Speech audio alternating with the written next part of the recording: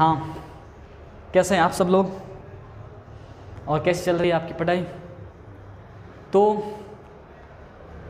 हम शुरुआत कर देते हैं आज अपनी क्लास की विधिवत रूप से। और सबसे पहले कुछ वाक्यांश के जो शब्द है, अब हम रोज़ाना जो ग्रामर के शब्द देखते हैं उनमें आज अपना एक महत्वपूर्ण शब्द है उसकी चर्चा करते हैं। और काफ़ी बार एग्ज़ाम इसके जो है वो आए हुए हैं एग्ज़ाम में, तो उस हिसाब से भी ये महत्वपूर्ण है क्योंकि सबसे ज़्यादा बार इस शब्द के प्रश्न आए हैं। तो शब्द मैं बताऊंगा आपको। सबसे पहले लिख देता हूँ उसकी हेडिंग कि कौन सा शब्द होगा। आपको बहुत बार पूछा जाता है गंगा नदी के पर्यायवाचियों से। देखो, इसमें प्रत्यक्ष और अप्रत्यक्ष रूप से कई विकल्प दिए रहते हैं। कई बार क्या होता है कि जैसे नदी के पर्यायवाची देके उसके अंदर एक गंगा नदी का पर्यायवाची दे देते हैं, या मान लो 3-4 देखिए जिसमें एक दूसरा यमुना का पर्यायवाची दे देते हैं, और फिर कहते हैं कि इसमें से कौन सा गंगा का पर्यायवाची नहीं है या कौन सा यमुना का नहीं है, तो उसमें गंगा नदी का पर्यायवाची दिया हुआ रहता है। ये थोड़ा महत्वपूर्ण है, इसको हम अच्छे से समझेंगे। देखो, सबसे पहले आपको यहाँ से ध्यान रखना है, इसके 3 फैक्ट हैं। पहले मैं आसान रूप से बता देता हूँ। पहले 3 फैक्ट दिमाग में रखना, ठीक। पहला इसका जो फैक्ट है वो ये है कि इसको देवताओं की नदी कहा जाता है। मैं आपको सिंपली बता देता हूँ, देखो दिमाग में रहना। सबसे पहला इसका फैक्ट ये रहेगा कि इसको देवताओं की नदी कहते हैं क्योंकि ये पवित्र नदी है। और हमारे जैसे मान लीजिए कि धार्मिक मामलों में भी हम देखें, हिंदू धर्म में देखें तो इसका बहुत बड़ा महत्व है, बहुत महत्व है। तो एक तो इसको देवताओं की नदी कहते हैं, और दूसरा जो है इसकी जो वैदिक मान्यता है या इसका हम प्राचीन जो मान्यता है, इसको एक स्त्री स्वरूप में दिखाई गई। गंगा यमुना ये जो नदियाँ, इनको स्त्री स्वरूप में वैदिक काल में इनकी व्याख्या की गई। और ऐसा माना गया कि इनके जो पिता हुआ करते थे, हालांकि इसके कोई साक्ष्य या प्रमाण हो सकता है कि ना मिले हो, फिर भी ऐसा माना जाता है कि ये इनके जो पिता थे उनका नाम जहनु था, और ये जहनु की पुत्री थी। नंबर दूसरा फैक्ट याद रखना, ये किसकी पुत्री थी भाई? जहनु की पुत्री थी। और तीसरा इसको आकाश गंगा के रूप में भी बताते हैं। जैसे आकाश गंगा में जो आकृति दिखाई देती है, ठीक वैसे ही गंगा नदी है वो अपने पृथ्वी के लोक में बहती है। तो 3 वैदिक मान्यताएं इसकी। सबसे पहले तो ये देवताओं की नदी मानी जाती है, दूसरी ये अपने जहनु उनके पिता थे तो जहनु की पुत्री है, और तीसरी महत्वपूर्ण है ये आकाश में गंगा के रूप में इसको मान। जिस तरह आकाश में जो आकाश गंगाएं होती है, उसी तरह धरती पर भी इसको एक आकाश गंगा के रूप में इसका ऐसा मान सकते हैं कि रूपक के तौर पर माने, या आप सीधी भाषा में समझें कि इसको उपमा दी गई है। तो ये 3 जो मुख्य बातें हैं, इन्हीं से इसके पर्यायवाची बनते हैं। देखो, एक तो सबसे पहले नदी के पर्यायवाची याद कर लो, क्योंकि गंगा नदी की जहाँ बात आएगी तो एक नाम तो गंगा से संबंधित आएगा और दूसरा नाम नदी से संबंधित आएगा। जैसे नदी हो गया, एक जगह नदी को कहते हैं जैसे मान लीजिए सरी, या हम नदी को कहते हैं सरिता। तो इस तरह से नदी के पर्यायवाची होते हैं। तो क्या होता है कि अगर गंगा का और नदी का दोनों का पर्यायवाची अगर एक साथ आ जाए, तो इसको क्या है कि आप ऐसा मान सकते हैं कि गंगा का और इसका एक साथ पर्यायवाची आ जाए, गंगा का और नदी का, तो दोनों क्या होगा? गंगा नदी का पर्यायवाची। बहुत बार ऐसे आए हैं। देखो, सबसे पहले इसी से जो पर्यायवाची बनते हैं उनसे बात कर लेते हैं। पहला पर्यायवाची बनता है कि हमने लिख भी दिया यहाँ पे कि ये देवताओं की नदी है। पहला इसका पर्यायवाची बनेगा, वो बनेगा, आप एक बार पेन चेंज कर लेते हैं, थोड़ी स्याही इसमें कम दिखाई दे रही है। पहला पर्यायवाची बनेगा भाई देव नदी। पूछेगा कोई आपसे, देव नदी किसको कहते हैं? गंगा को कहते हैं। नदी है, देवताओं की है, देव नदी। दूसरा देखो आप, देवताओं का पर्यायवाची होता है सुर। सुर का मतलब देवता, असुर यानी राक्षस। और जैसे मैंने बताया सरिता या सरी नदी का पर्यायवाची हो सकते हैं। तो आपको एक तो नाम मिलेगा या तो सुर सरी, या फिर आपको नाम मिल सकता है सुर सरिता। वे 2 पर्यायवाची, कोई दिक्कत नहीं है, आसानी से समझ रहे हैं बात को। देवताओं की नदी है, देव नदी। सुरसरी है, मतलब फिर वो वही देवताओं की नदी है। सुर सरिता बोलते हैं तो सरी या सरिता दोनों ही नदी के पर्यायवाची हैं। फिर वही सुर सरिता तो किसका पर्यायवाची होगा? गंगा नदी का होगा। इसके बाद देखो, एक आप देखेंगे कि एकार्थी अनेकार्थी शब्द है, शब्द है आप। आपका मतलब होता है स्वयं। आपका मतलब क्या होता है? स्वयं। जैसे आप, अपने आप, तो आपका मतलब तुम भी होता है, स्वयं भी होता है। हमने सर्वनामों में बात की थी। तो आप शब्द का अर्थ स्वयं होता है। और मैंने बताया था कि जहाँ किसी शब्द के पीछे गए लगता है तो उसका अर्थ गमन करने से होता है। पुल्लिंग रूप से गए लगता है और स्त्रीलिंग रूप में इसमें गा लगता है। तो हो गया आपगा। नाम क्या बन गया? आपगा। तो आपगा का मतलब क्या हो गया? अपने आप गमन करने वाली। आपगा का मतलब क्या हुआ? अपने आप गमन करने वाली। तो यहां इसके दो अर्थ होते हैं। एक तो नदी के संदर्भ में कहा जाता है कि नदी होती है वो अपने आप गमन करती है, अर्थात नदी के लिए आगे रास्ते की ज़रूरत नहीं होती है कि भाई नदी आ रही है उसके लिए आगे रास्ता छोड़ो। नहीं, नदी जिधर से निकलेगी अपना रास्ता तय कर लेगी। चाहे वो घूम के निकले, चाहे पत्थर को काट के निकले, या मिट्टी को काट के निकले, या किसी के घर के अंदर से नुकसान करके बाढ़ के रूप में भी क्यों ना निकलना हो, नदी अपना रास्ता स्वयं तय करती है। इसलिए बोलते हैं आपगा। ठीक, इसके बाद में एक होता है आपगा जो होती है लगभग, हालांकि इसका अर्थ मत लेना साहित्यिक, आप सीरियस मत लेना अपने कंपटीशन के हिसाब से। एक साहित्यिक अर्थ स्त्री के रूप में भी कहा जाता है। स्त्री के रूप में भी आपका प्रयोग किया जाता है। कैसे किया जाता है? और स्त्री में भी सामान्य स्त्री के लिए नहीं किया जाता भाई, आपको बता देता हूँ। स्त्री में भी जो कुलटा, या जो आप ऐसा मान सकते हैं वैसा कुलटा या बदचलन या वैश्या प्रवृत्ति की जो स्त्रियां या जो लड़कियां, जो महिलाएं होती है, उनके लिए भी आपगा शब्द का, स्त्री सामान्य स्त्री के लिए कभी आप स्त्री के पर्यायवाची देखोगे आपको कहीं पर भी आपगा शब्द नहीं मिलेगा। लेकिन कुलटा और वैश्या के संदर्भ में साहित्यिक प्रयोग किया जाता है। ग्रामर में इसका प्रयोग, व्याकरणिक प्रयोग कहीं नहीं मिलता है। तो इसको मत याद करना, मैं बता रहा हूँ आपको सिर्फ बेसिक नॉलेज के लिए कि ये जो वैश्या या कुलटा प्रवृत्ति की जो महिला या स्त्री होती है वो भी अपना रास्ता स्वयं यानी अपने आप गमन करती है। उसको किधर जाना है वो किसी की नहीं सुनती, ना किसी की मानती। तो कहने का मतलब आपका, आपको एज ए ग्रामर याद रखना, आपका नदी का पर्यायवाची है, ये मत याद करना। ठीक, देखो भाई, तो बता दिया मैंने आपका नदी का पर्यायवाची है। और अगर कोई नदी देवताओं की होगी तो उसका होगा, उसको बोलेंगे आप देवापगा। देव प्लस आपका। आगे बात समझ में, यह शब्द मिलेगा देवापगा। देवापगा मतलब क्या हुआ? आप ये सोचेंगे यार देवापगा कैसे याद करें इसको? कुछ याद नहीं करना, देव और आपगा। देव यानी देवताओं की, आपगा यानी नदी, अपने आप गमन करने वाली नदी। तो हो गया देवापगी। एक इसका जो पर्यायवाची आपको मिलता है भाई, जहाँ विष्णु भगवान जो रहते थे तो विष्णु भगवान के पैरों के समीप से ये नदी वैदिक मान्यता के अनुसार निकलती थी, तो इसको बोलते हैं विष्णुपदी। पदी यानी पैर, विष्णु के पैरों में, तो इसका एक पर्यायवाची क्या हो गया? विष्णुपदी। तो देवापगा, सुरसरी, सुरसरिता, आपको मान लिया हमने लिख दिया कि विष्णुपदी। तो ये क्या है? एक देवताओं की नदी होने के कारण, या हम कह सकते हैं कि धार्मिक मान्यता होने के कारण इसका नाम कहते हैं। अब इसके बाद में जहनु की पुत्री मानी जाती है। जैसे मैंने बताया कि भाई ये जहनु की पुत्री थी, इसके पिता का नाम जाह्नवी था, और वैदिक साहित्य में इसको एक स्त्री स्वरूप में इसकी व्याख्या की गई है। और यहाँ तक कि आपने पढ़ा होगा गंगा और यमुना की स्त्री स्वरूप में मूर्तियाँ भी कई जगह लगाई गई है। तो इसमें थोड़ी ये चीज़ें होती हैं। जहनु की पुत्री होती है, इसके संदर्भ में एक पर्यायवाची इसका बनता है, इसको बोलते हैं जाह्नवी। जैसे जनक की पुत्री जानकी होती है, उसी तरह जहनु की पुत्री है, इसलिए इसको जाह्नवी नाम, या आपको कई जगह थोड़ा जाह्नवी नाम दूसरा लिख देता हूँ, इसी तरह से भी लिख सकते हैं। या फिर एक जगह आपको मिलेगा जहनु, जहनु पिता का नाम था, और तनया का मतलब पुत्र होता है, और तनया का मतलब पुत्री। आ लग गया, स्त्रीलिंग हो गया। अगर आपको जहनु तनया नाम मिल जाए, यानी जहनु की पुत्री कौन है, तो भी आप इसका अर्थ क्या बताएंगे? गंगा ही होगा। इसके बाद में मुख्य रूप से आकाश गंगा, यानी ये सिंपल नाम है, नाम में ही पता चल गया कि भाई हाँ भाई आकाश गंगा इसको बोलते हैं, मंदाकिनी इसको बोलते हैं, जो आकाश गंगा के पर्यायवाची हैं। तो देखो, एक तो आकाश गंगा हो गया, यहीं से लिख देता हूँ, ये आकाश गंगा के रूप में रहती है।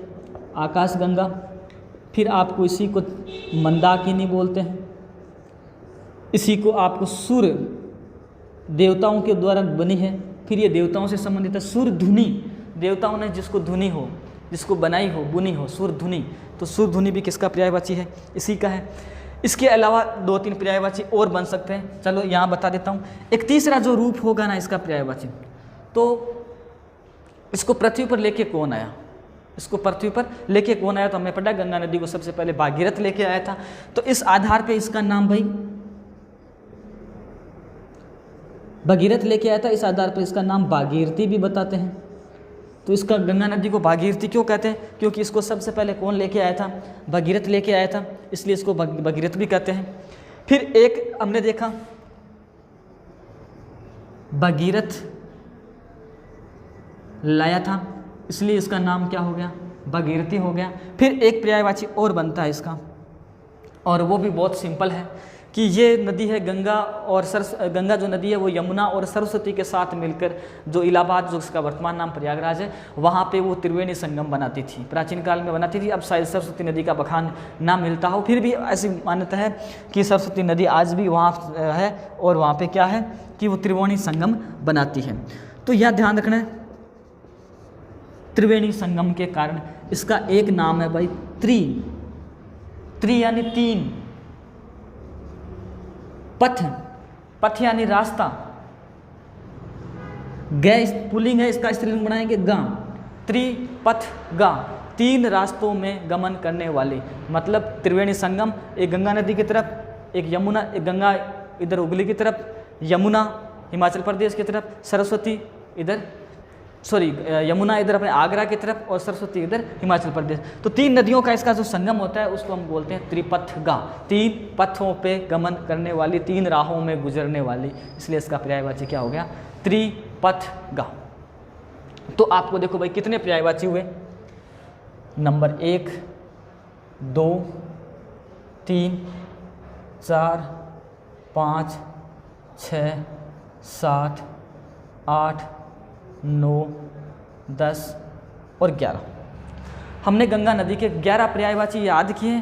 उसके अलावा भी अगर आपको कुछ पर्यायवाची याद हैं या कुछ पर्यायवाची हमसे बच गए हैं या छूट गए हैं तो आप कमेंट करना उनके बारे में और बताना कि ये भी गंगा नदी का पर्यायवाची होता है। तो आपको आगे और चर्चा करेंगे भाई ऐसा क्यों होता है। तो ये जो चीज़ें हमें रटनी तो है ही, लेकिन समझते हुए रटनी है ताकि वापस ना भूलें उनको बार बार। तो आपको सीधे 3-4 बातें याद कर लेना। गंगा नदी को देव नदी का, देवताओं की नदी है, इसलिए इसको देव नदी, सुरसरी, देवापगा और सुरधुनी, ये नाम हो गया। फिर विष्णु भी खुद देवता थे तो विष्णुपदी, वो जहनु की पुत्री थी तो जाह्नवी या जहनु तनया, 2 ये हो गए। उसके बाद में इसका स्वरूप जो है वो आकाश गंगा की तरह है, तो आकाश गंगा और मंदाकिनी 2 पर्यायवाची है। देखो इसके कितने हो गए? 1, 2, 3, 4 और 5। तो 5 तो हो गए आपके पर्यायवाची किससे संबंधित? देवताओं से संबंधित। इसके अलावा आपके आकाशगंगा और मंदाकिनी ये हो गए आपके 2 स्वरूप की दृष्टि से। कितने हो गए? 2, 7। इसके बाद में जहनु की पुत्री होने के कारण 2 पुत्री रूप में 2 है, 5, 2, 7, 2, 9। और इसके बाद में एक पर्यायवाची है, एक तो इसको लाने वाला है इसलिए इसको भागीरथ के नाम से, और एक ये 3 रास्तों से गुजरती है इसलिए इसको तिरपथ कहा। तो आपके ये 11 पर्यायवाची हुए, आराम से याद करें। आज सिर्फ गंगा नदी के बारे में हमने बात की है। फिर इसके समीपवर्ती जो नदी है गंगा के साथ में यमुना के हम जरूर कल पढ़ेंगे, जिससे क्या है कि हमें ये क्लियर हो जाए सारी चीज़ें कि भाई यमुना के जो पर्यायवाची हैं वो गंगा के साथ में आते हैं एग्जाम में। या तो लक्ष्मी के पर्यायवाची बीच में दे देते हैं, या तालाब के, या सरस्वती के, या यमुना के, वो पर्यायवाची बीच में देके गंगा नदी के संदर्भ में पूछा जाता है। ये विष्णुपदी बहुत बार पूछा गया मुझे जहाँ तक याद है।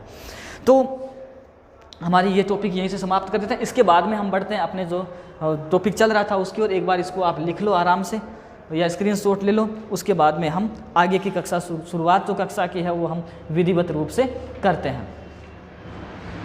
लो भाई, तो इसको मिटा दें।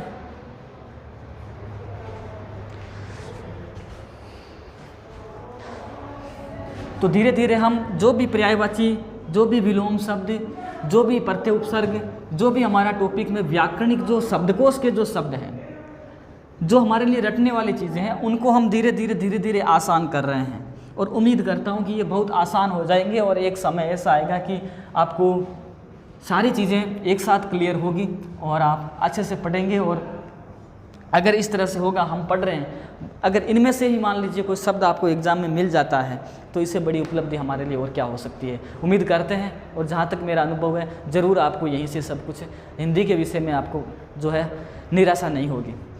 देखिए, वाक्य की कक्षा को हम आगे बढ़ाएं। वाक्य की परिभाषा हम पढ़ चुके हैं, वाक्य के हमने गुण पढ़े हैं, वाक्य के अंग पढ़े हैं। वाक्य के अंग 2 होते हैं, उद्देश्य और विधेय। वाक्य के गुण होते हैं 6 होते हैं। जैसे हमने बात की कि भाई सार्थकता होता है, हमने बात की आकांक्षा होती है, हमने बात की अन्वय होता है, हमने बात की योग्यता होती है। तो इस तरह से हमने 6 अलग अलग रूपों की है वो वाक्य की बात की। आज हम वाक्य की जो स्वरूप और रचना की दृष्टि से जो वाक्य होते हैं उनके बारे में पढ़ेंगे। स्वरूप और रचना की दृष्टि से आपके जो वाक्य हैं वो मुख्य रूप से 3 प्रकार से होते हैं। तो देखो, टॉपिक यहाँ डाल देते हैं। स्वरूप, स्वरूप नाम नहीं मिलेगा आपको, रचना मिल सकता है। रचना की दृष्टि से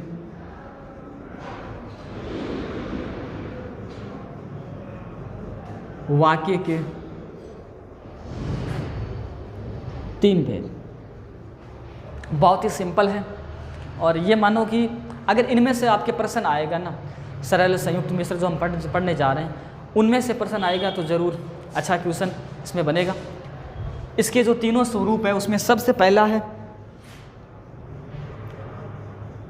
वो है आपके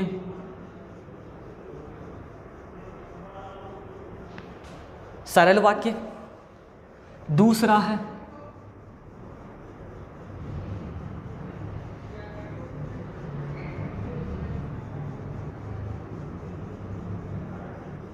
मिश्र या मिश्रित वाक्य,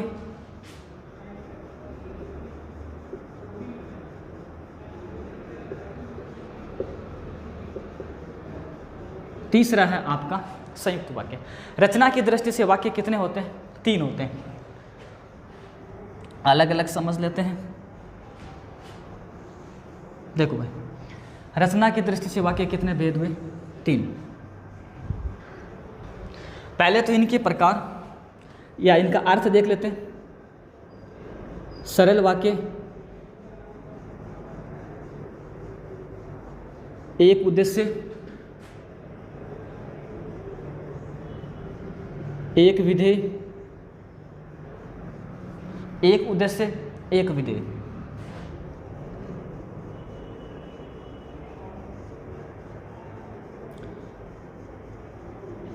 अनेक उद्देश्य,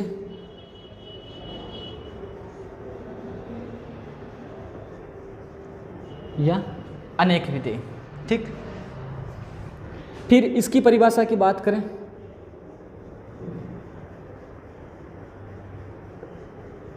दो उद्देश्य,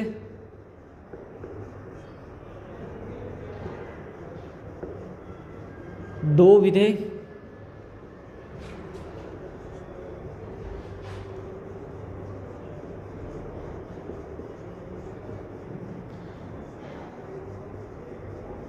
दोनों एक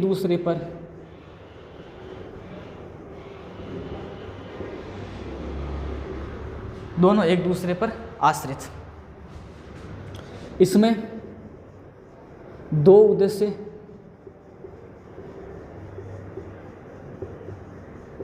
दो विधेय,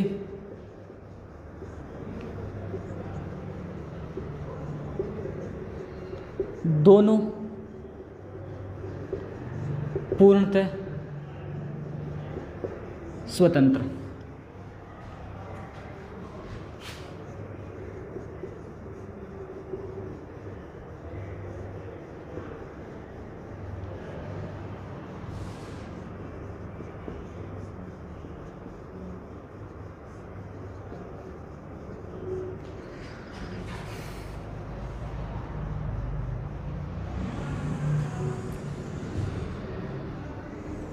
देखो भाई, अब एक बात समझ लेते हैं, ये उद्देश्य और ये विधेय क्या होते हैं। सिंपल सी बातें हैं, मैं ज़्यादा नहीं बताऊंगा इसमें। आप ध्यान रखें, जहाँ पर भी मैं उद्देश्य की बात करता हूँ तो उद्देश्य वाक्य में जो कर्ता होता है उसे उद्देश्य बोलते हैं। वाक्य में जो कर्ता होता है उसे क्या बोलते हैं? विधेय बोलते हैं। सॉरी, कर्ता होता है उसको उद्देश्य बोलते हैं। और जो विधेय किसे बोलेंगे? वाक्य में जो क्रिया होती है उसे विधेय बोलते हैं। वाक्य में जो क्रिया होती है उसको क्या बोलेंगे? विधेय बोलेंगे। जैसे हमने लिख दिया कि भाई सुशील पढ़ता है, ये वाक्य लिख दिया हमने। तो देखो सुशील तो वाक्य का कर्ता है और पढ़ना इसकी क्रिया है। तो सुशील उद्देश्य है और पढ़ना क्या होगा? विधेय हो गया। आगे बात समझ में? हमने पीछे चर्चा भी की थी कि एक वाक्य के 3 प्रकार होते हैं। रचना की दृष्टि से वाक्य के 3 प्रकार होते हैं, 6 अंग होते हैं और 6 गुण होते हैं और 2 अंग होते हैं। तो ये 2 ही अंग होते हैं। वाक्य में उद्देश्य भी होना चाहिए और विधेय भी होना चाहिए। अगर वाक्य में उद्देश्य होता हो और विधेय नहीं हो तो उसे वाक्य नहीं कहेंगे, और वाक्य में यदि विधेय होता हो और उद्देश्य नहीं होता हो तो उसे वाक्य नहीं कहेंगे। यानी अगर कर्ता है और क्रिया नहीं है तो भी वाक्य नहीं है, और अगर क्रिया है और कर्ता नहीं है तो भी ये वाक्य नहीं है। जैसे कह दिया कि पढ़ता है तो ये वाक्य नहीं है क्योंकि इसमें विधेय तो है लेकिन उद्देश्य नहीं है। हमने लिख दिया सुशील तो ये वाक्य नहीं है क्योंकि इसमें उद्देश्य तो है लेकिन विधेय नहीं है। आगे बात समझ में?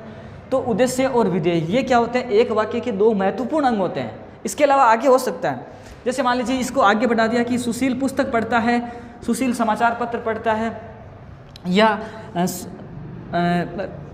रमेश का भाई सुशील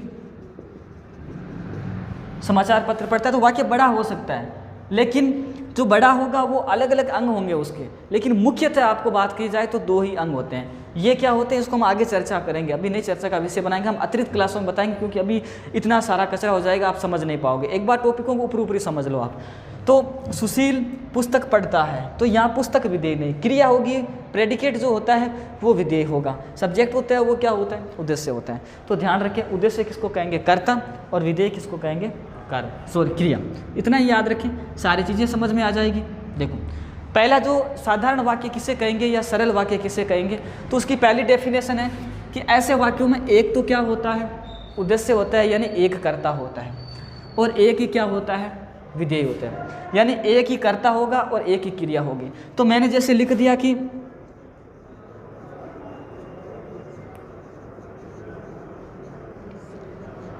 सुशील पढ़ता है, जैसे हमने ये लिख दिया, तो इस वाक्य में क्या है? एक उद्देश्य है और एक विधेय है। यह सरल वाक्य है, एक उद्देश्य और एक विधेय। इसको ऐसे नहीं लिखते, हिंदी की भाषा में ऐसा नहीं लिखते कि भाई जिसमें एक कर्ता हो और एक क्रिया हो उसे हम सरल वाक्य कहते हैं। हिंदी की भाषा में उसको लिखते हैं जिसमें एक उद्देश्य हो और एक विधेय हो, उसे क्या कहेंगे हम? सरल वाक्य। दूसरी परिभाषा इसकी कहती है कि कभी कभार स्थिति ऐसी बन जाती है कि अनेक उद्देश्य आ जाते हैं और अनेक विधेय होते हैं। इसकी चर्चा मैं यहाँ नहीं करूँगा क्योंकि आप समझ नहीं पाओगे। एक बार इतना ही याद रखना, पहले लाइन वाले याद कर लेते, फिर दूसरी लाइन पे आएंगे। हो गई बात यहाँ तक, एक उद्देश्य एक कर्ता। इसको थोड़ा बड़ा लिख देता हूँ, चलो, ताकि आपको ये थोड़ा सा ऐसे उदाहरण मिल जाए तो भी आपको कन्फ्यूजन ना हो। तो ये उद्देश्य है, ये इसका क्या है? विधेय है। मिश्र वाक्य की बात करें तो इसमें 2 उद्देश्य होंगे और 2 ही विधेय होंगे। इसमें क्या होंगे कि 2 तो उद्देश्य होंगे और 2 ही क्या होंगे? विधेय होंगे।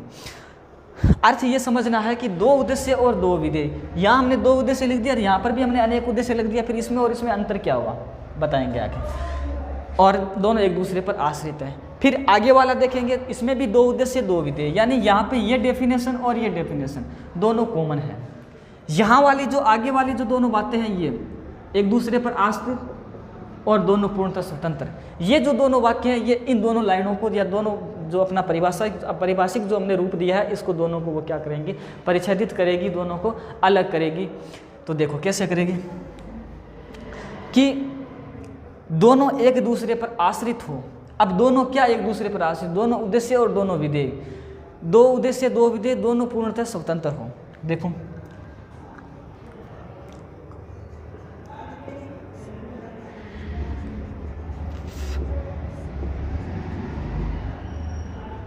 एक बार इसकी लाइन हटा देता हूं।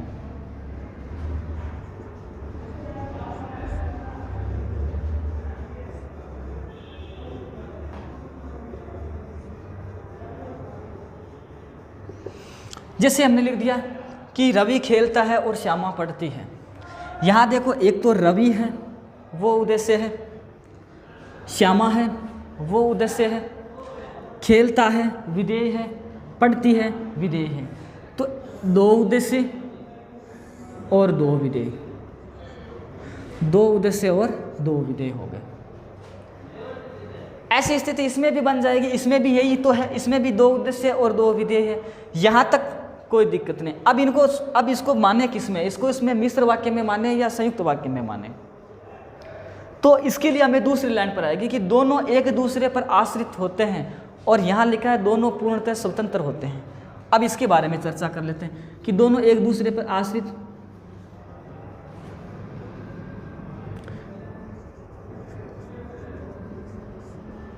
जैसे ही रवि खेलता है वैसे ही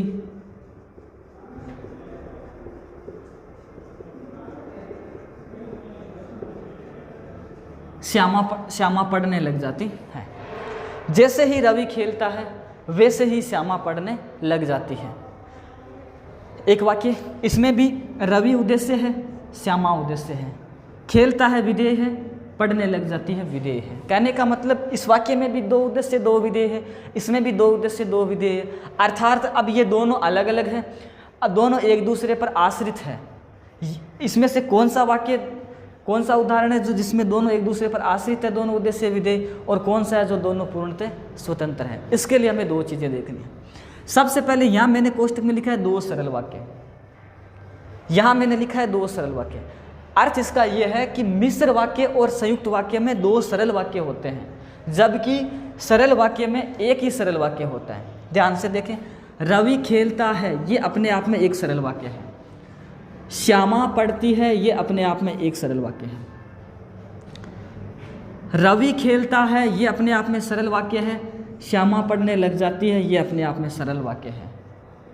तो पहली शर्त ये रहेगी, अगर किसी वाक्य में, अब मेरी काम की बात सुनो आप, अगर किसी वाक्य में कैसा भी रूप हो, किसी वाक्य में अगर दो सरल वाक्य हैं, अगर किसी वाक्य में दो सरल वाक्य हैं तो उसमें ये सरल वाक्य नहीं होंगे। अगर सरल वाक्य दो हो जाएंगे तो वो या तो मिश्र होगा या क्या होगा, संयुक्त होगा। अगर किसी वाक्य में दो सरल वाक्य हो तो वो सरल वाक्य तो नहीं हो सकता, क्योंकि सरल वाक्य तो एक ही होता है। अगर दो आ जाए सरल वाक्य तो वो तो या तो मिश्र होगा या क्या होगा, संयुक्त होगा।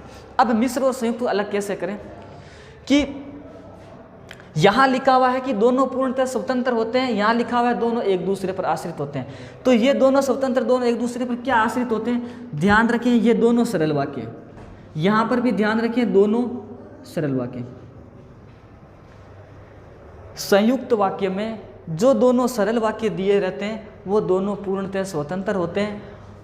मिश्र वाक्य में जो दोनों सरल वाक्य दिए होते हैं वो एक दूसरे पर डिपेंड होते हैं, एक दूसरे पर आश्रित होते हैं। एक के बिना दूसरे की कल्पना नहीं की जा सकती, या एक वाक्य अगर हम सुन लेते हैं तो फिर दूसरा सुनना जरूरी है। आप कल की क्लास अगर आपने अच्छे से पढ़ी हो, वहाँ पे हमने वाक्य के गुणों में आकांक्षा गुण की जहाँ बात की थी, वो आकांक्षा गुण यदि आपने अच्छे से समझा है तो आज का ये टॉपिक आपका उसी बिंदु पर समाप्त हो जाएगा। ध्यान रखें, जैसे ही रवि खेलता है, इन दोनों सरल वाक्य को अलग कर लो, इन दोनों वाक्य को क्या कर लो, अलग कर लो। पहला वाक्य रवि खेलता है, दूसरा वाक्य श्यामा पढ़ती है। दोनों अपने आप में स्वतंत्र है, रवि खेलता है, श्यामा पढ़ती है, दोनों क्या हो गए, अपने आप में स्वतंत्र हो गए। लेकिन यहाँ देखो, जैसे ही रवि खेलता है तो ये वाक्य स्वतंत्र नहीं, दिमाग काम करता है। तो रवि खेलता है तो क्या होता है, जैसे ही रवि खेलता है आकांक्षा की कमी होती है, हमारे दिमाग में क्या आ जाती है, आकांक्षा की आवश्यकता में हो जाती है। रवि खेलता क्या होता है, तो आता है वैसे ही श्यामा पढ़ने लग जाती है। तो अगर कि दो सरल वाक्यों में से किसी एक सरल वाक्य को सुनने के बाद दूसरे सरल वाक्य को सुनने की जो हमारी इच्छा होती है उसको तो हम कहेंगे मिश्र वाक्य, और एक सरल वाक्य सुनने के बाद दूसरा सरल वाक्य सुनने की इच्छा जागृत नहीं होती है, हमारी जिज्ञासा नहीं होती है, तो वो कहलाता है आपका संयुक्त वाक्य। ध्यान से सुने, मैं रिवीजन करूंगा इसको 2 या 3 बार, आप अच्छे से समझेंगे। इनको मिटा देता हूं। तो भाई हमने बात की कि दोनों एक दूसरे पर आश्रित कैसे होंगे, कि एक वाक्य को सुनेंगे, दूसरा वाक्य जानने की इच्छा जागृत हो जाती है तो वो कहलाएगा मिश्र वाक्य, और एक वाक्य को सुनेंगे, दूसरे पर जानने की इच्छा नहीं होती है तो वो हो गया हमारा संयुक्त वाक्य। देखो, पहला है बारिश आई किंतु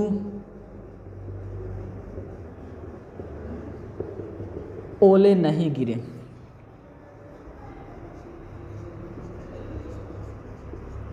जैसे ही बारिश आई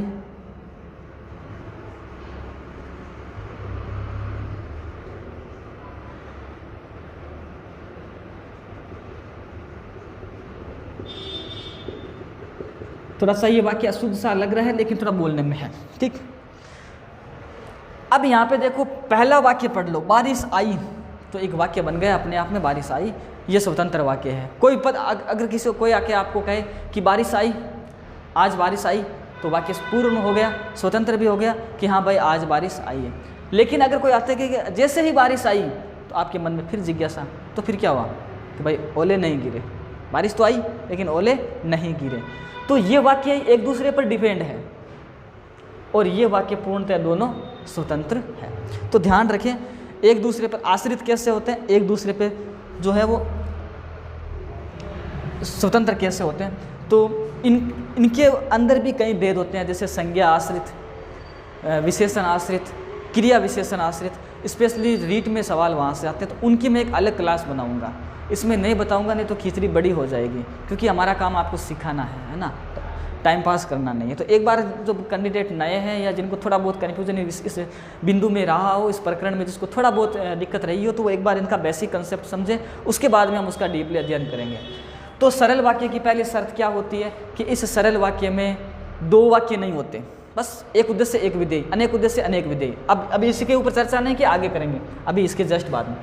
मिश्र वाक्य और संयुक्त वाक्य में दिमाग में रखो, दोनों में दो दो सरल वाक्य होते हैं। लेकिन मिश्र वाक्य में क्या होता है कि एक सरल वाक्य सुनने के बाद में दूसरा सरल वाक्य जानने की इच्छा जागृत हो जाती है, इसलिए वो मिश्र वाक्य कहलाता है। और एक सरल वाक्य सुनने के बाद दूसरा सरल वाक्य जानने की इच्छा नहीं होती है, या अर्थात दोनों पूर्णतः क्या हो गए, स्वतंत्र हो गए, इसलिए इसको हम क्या बोलेंगे भाई, संयुक्त वाक्य बोलेंगे।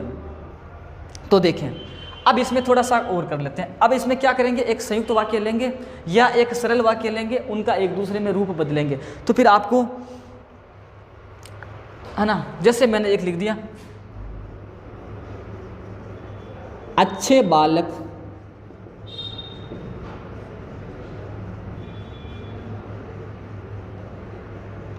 बड़ों की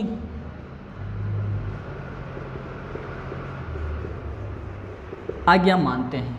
आपको पूछ लिया ये कैसा है, सरल है, संयुक्त है, मिश्र है, जैसे ही है आपको पूछ लिया जाएगा इसमें कि भाई ये सरल है, संयुक्त है या मिश्र है। तो देखो क्या इसमें दो वाक्य हैं, नहीं है। अच्छे बालक, अच्छा ये हो गया उद्देश्य, आज्ञा मानते हैं, ये हो गया विधेय। तो दो सरल वाक्य नहीं है, तो ये संयुक्त भी नहीं है, मिश्र भी नहीं है, यही अपनी बात खत्म हो गई। सीधा आ जाओ, ये सरल वाक्य है। अब इसको मिश्र वाक्य बना सकते हैं हम, कैसे बना सकते हैं इसका मिश्र रूप? इसका मिश्र रूप बनेगा कि जो बालक अच्छे होते हैं वे बड़ों की आज्ञा मानते हैं। जो बालक अच्छे होते हैं वो बड़ों की आज्ञा मानते हैं। अब देखो, एक दो जो बालक होते हैं, एक उद्देश्य एक विधेय, वे एक उद्देश्य आज्ञा मानते हैं, विधेय। तो एक उद्देश्य एक विधेय, एक विधेय, यानी दो वाक्य बन गए।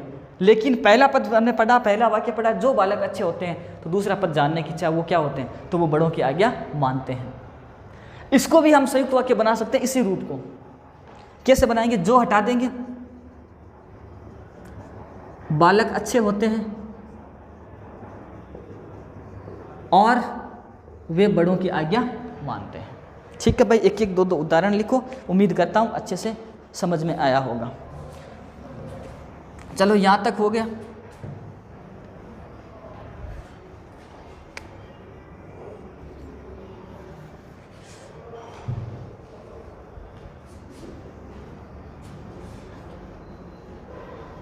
हाँ, इसमें थोड़ा सा एक ये बता दूं, अनेक उद्देश्य अनेक विधेय कैसे होते हैं। जैसे लिख दिया, रीना, टीना, सचिन साथ साथ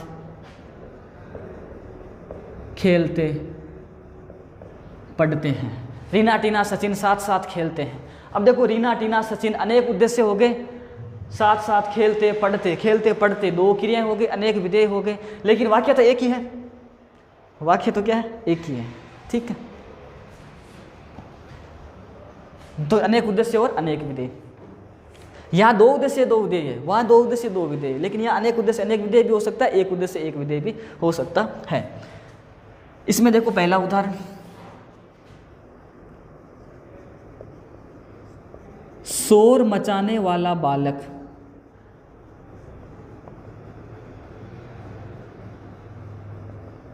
पकड़ा गया। ये साधारण विधेयक शोर मचाने वाला बालक, ये उद्देश्य पकड़ा गया, ये विधेयक है, और ये उद्देश्य का विस्तार है, शोर मचाने वाला। आगे चर्चा करेंगे इसकी हम, जैसे मैंने बताया अलग क्लास होगी, लेकिन एक बार समझे उद्देश्य ये विधेय। इसको हम मिश्र वाक्य में बदलेंगे, तो जो बालक शोर मचा रहा था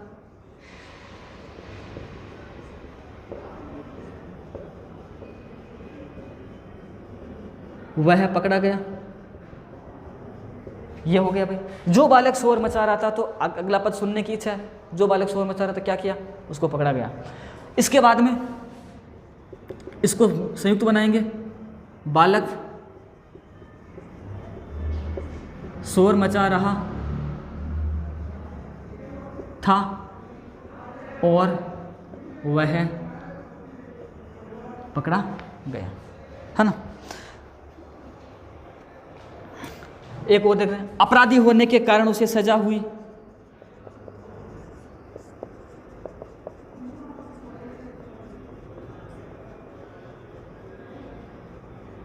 जैसे ये है, इसका मिश्र रूप अपराधी होने के कारण, अपराधी एक उद्देश्य एक विधेय है, इसका मिश्र रूप बनेगा जो अपराधी था उसे सजा हुई। जो अपराधी था एक वाक्य है, उसे सजा हुई दूसरा वाक्य है, दो सरल वाक्य हो गए। लेकिन पहला वाक्य सुनेंगे जो अपराधी था, तो पहला वाक्य सुनते ही पता चल गया कि जो अपराधी था कौन, आगे क्या हुआ, वो पकड़ा गया, अर्थात उसे सजा हुई, तो अगला विधेय हो गया। और यहाँ उसके अपराधी होने के कारण सजा थी, वह अपराधी था उसे सजा हुई, दो वाक्य स्वतंत्र हो गए। ये आपका भाई कंसेप्ट है। इसमें संयुक्त वाक्य में कई बार एक क्वेश्चन पूछ लिया जाता है कि इसकी पहचान चिन्ह पूछ लिए जाते हैं कि इनकी पहचान कैसे होती है। तो क्या होता है कि दो सरल वाक्यों के मध्य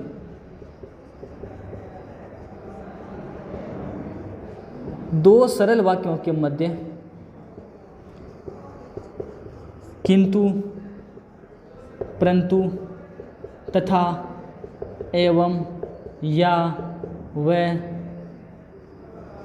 आदि शब्द है वो जुड़े रहते हैं। दो सरल वाक्यों के बीच में किंतु, परंतु, लेकिन, एवं, या ऐसे शब्दों से दोनों सरल वाक्य जुड़े रहते हैं, तो वो दोनों क्या हो जाएंगे? स्वतंत्र हो जाएंगे। अब इसके अंदर क्या बचा भाई? कोई ज़्यादा इसमें कंसेप्ट नहीं बचा है। हाँ, इसमें जो मिश्रित वाक्य में जो भेद होते हैं, संज्ञा आश्रित, क्रिया आश्रित, विशेषण आश्रित, उसकी हम अलग क्लास बनाएंगे, यहाँ चर्चा नहीं करेंगे उसकी, क्योंकि इसमें आपको बेसिक कंसेप्ट एक बार समझना है। और इसके साथ ही हम एक बार अपने इस क्लास की समाप्त करते हैं इस कक्षा को, और उम्मीद करता हूँ अच्छे से समझ में आया होगा। ये उदाहरण सीमित नहीं है।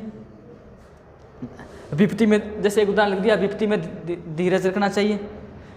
मिश्र बनाओ, विपत्ति में धीरज रखना चाहिए, इसका मिश्र बनेगा जब विपत्ति आती है तब धीरज रखना चाहिए, विपत्ति आती है और धीरज रखना चाहिए। तो कहने का मतलब आप एक वाक्य को तीनों रूपों में अगर बना पा रहे हैं तो आप इस कंसेप्ट को अच्छे से समझ लिए हैं। अब आपको, अगर आप एक सरल वाक्य को साधारण, मिश्र या संयुक्त तीनों रूपों में बना रहे हैं, तो आपने अपना जो कंसेप्ट है वो अच्छे से पढ़ा है, और इसमें अब और ज़्यादा आपको पढ़ने की ज़रूरत नहीं रहेगी। तो ध्यान रखें, इसमें हम इसी कक्षा को यहीं पे समाप्त कर देते हैं। धन्यवाद।